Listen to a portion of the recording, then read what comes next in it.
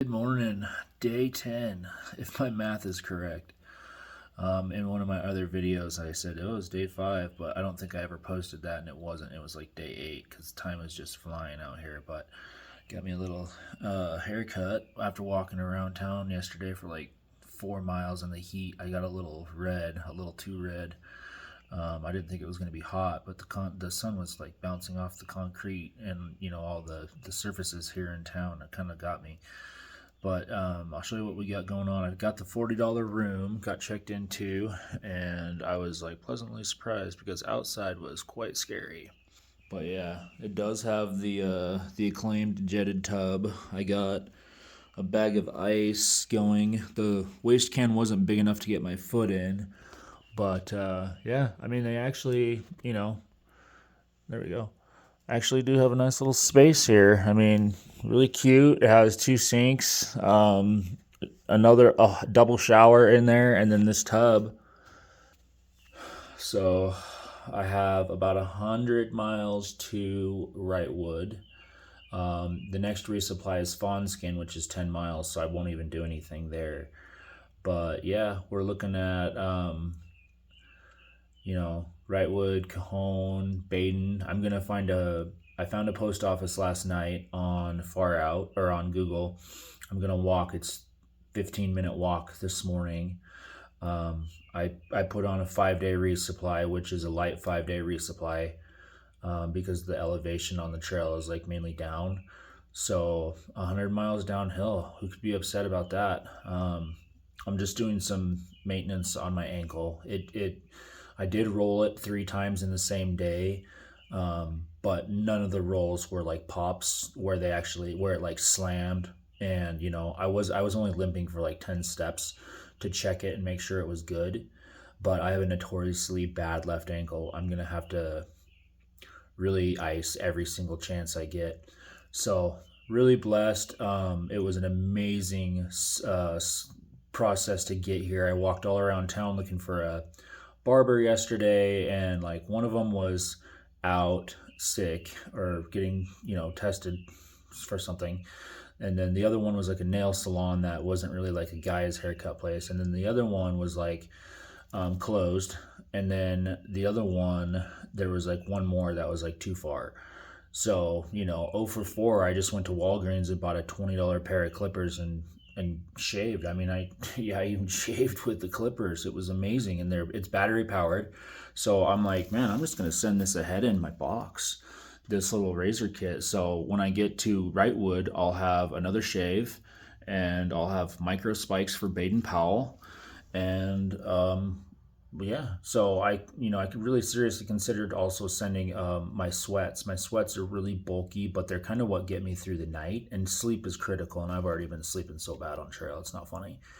I've been taking melatonin. I think it's the caffeine intake during the day. I drink a lot of caffeine to keep like going. So I'm gonna chill out on the caffeine so I can sleep better at night, so I can recover better. Recovery is everything. You got to take care of your feet. You got to take care of yourself. I really looked hard for massage around just because I've been having some really tight, I don't know what it is.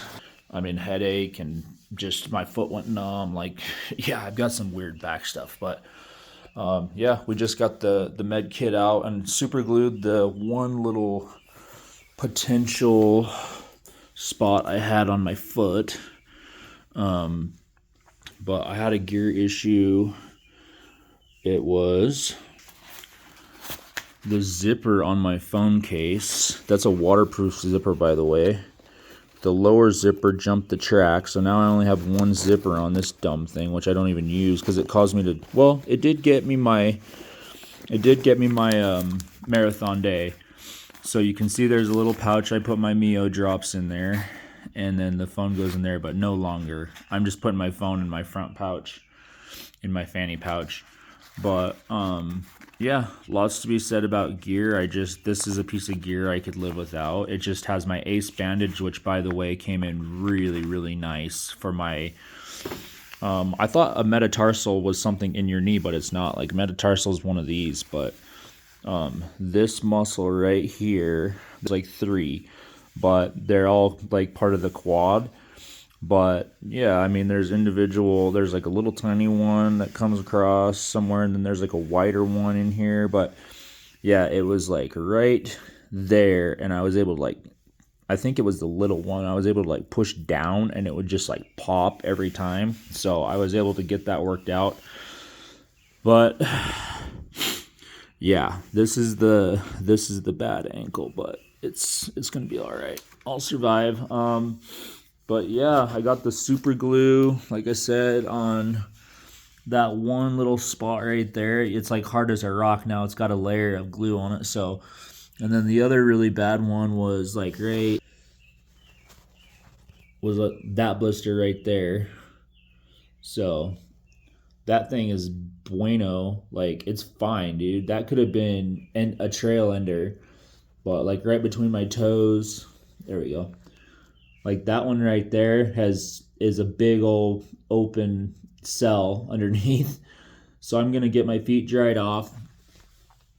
I know that was a really close up, sorry. I got coffee going, by the way, too, so I'm not even really up, but it's like, what, 5 a.m.? Just super stressful resupply because I have a fear of, I don't know. I think I just figured something out about this trail. We'll dig into that a little later. But I know I have a fear of something. I don't know what. I really don't know what. That's amazing that just... What am I afraid of? Maybe I'm impatient. Because I know trying to check in, it was like a legit third-party booking process. So it was like Expedia, property manager phone number, no property manager on site, call this number, go to this other place across town, Big Bear Lake. I'm in Big Bear City. You can only check in at Big Bear Lake. It was like, bruh. Click this link, fill this out, do this thing.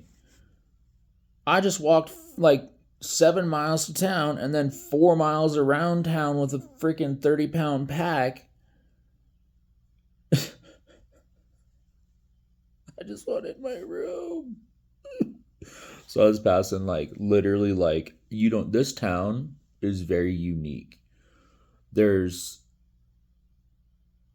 an obscene amount of ski and snowboard rental places. Really, when you think about it, I mean, totally. But yeah, it's a very unique, like it's a niche, 100% niche area. They have this lake, which, obviously there's like tackle shops on every corner. Every gas station has like a huge tackle selection. Like, it just seemed that way. I don't know. I didn't go into every one, but the ones I did go into were like tackle shop, bait shop, sport shop.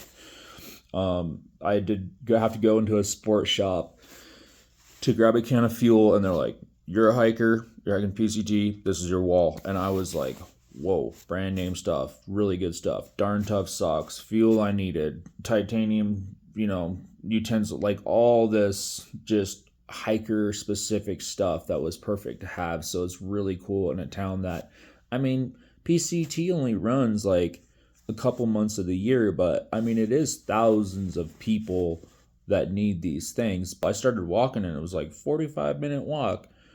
No thanks, I gotta walk back or Uber back. And I'm like, dude, the problem logistically is that, okay, so I think I just identified my problem and my fear is I want to be someone mentally. I know I have an expectation of who I should be mentally. I know I hold myself to a standard of being able to juggle 15 things at once like I used to, Gotta do this, gotta do that, gotta go here, gotta go there, that's a lot like a resupply in town, I know I need one of everything, like, just for instance, wet wipes, critical piece of equipment. Tape the blisters, critical piece of task to do.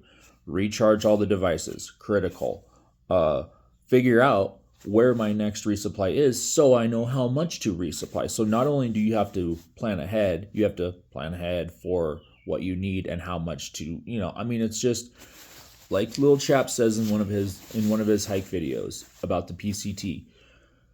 It is a logistical nightmare because you're not at home. You're not at a desktop. You don't have a washer and dryer every single day that you can just sit there and be like, boom, my muddy, dirty, crusty freaking socks are clean. I mean, so health is huge. Everything's, I just think about like, even in these rooms, just like one little thing could end your trip because I decided to walk barefoot across this floor, and somebody that had, staph or something, who knows? Like, there's a lot of things that can go wrong on a hike, and it only takes one to ruin your hike. So, I don't know where I was going with all that. I'm rambling. I need my coffee. My blisters, thank the Lord.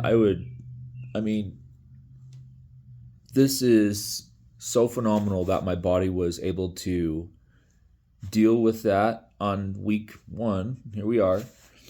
And the fact that I had the ability to remember to bring super glue, I think that's what really did it, because super glue was developed in the war for wounds. Like, a lot of people don't know that, but it was. So, yeah, man. Feeder, I'm stoked, and my gear is all clean. I was able to do tub laundry in this amazing jetted tub. I was able to do ankle maintenance.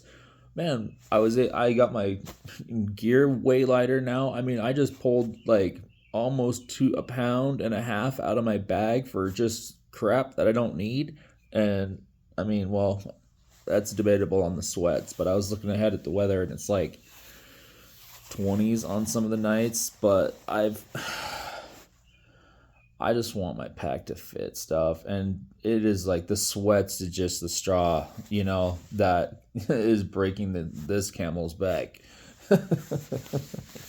So it's not that it's the weight, it's that when I go to load my bag and I have to struggle to like close the top every single time because there's one too many items in that pack. And if every single item in there isn't rolled and compressed like this is believe it or not, this is a whole entire like winter jacket, and it's actually big right now. And there's like a bunch of other stuff in here. I have my water socks in here, and I have like my puffy boots. I have like down booties.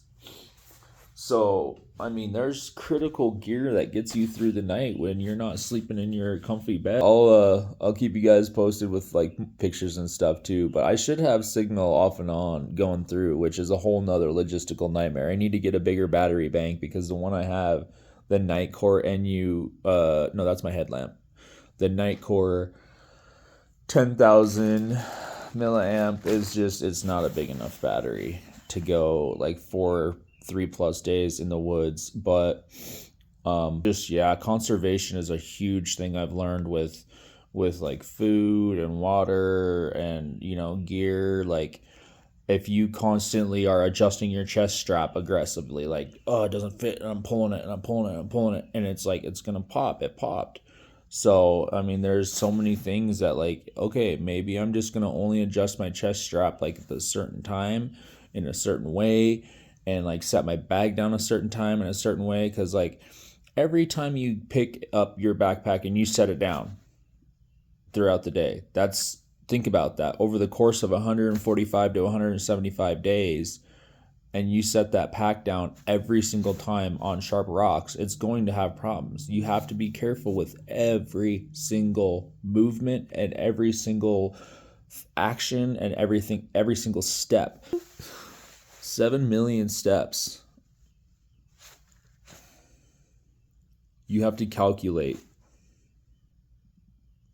making sure your foot lands flat on a washed out, rutted, uneven, rocky, it's not even your foot placement, it's your leg. It's just like your the trail is like wide open at times where you're just like walking and you can like glance over for a second like you're walking on a road. But no, goodness, no. Don't ever lose attention when you're walking. There'll be a cactus you come flying around a corner because you got a town day and you're like, you can smell the barn. You're like 0.2 from the road. You can hear cars. You can hear people. The mood is good. And there's a big ass freaking prickly pear cactus just growing out into the trail. Dude, you're going to be picking spikes out of your leg for an hour. So, fortunately, I've only gotten stabbed like probably 5 times on the first day. And then I learned I didn't really like that. And so to slow down and like identify the types of bushes that were doing that and they're yuccas. Well, it's done. But yeah, 4-day push onward to Wrightwood and the Cajon area. So, well, yeah, I mean, that's as far as I can tell from the map, that's what it's looking like. And yeah, it'll be awesome. So we'll see you guys out there.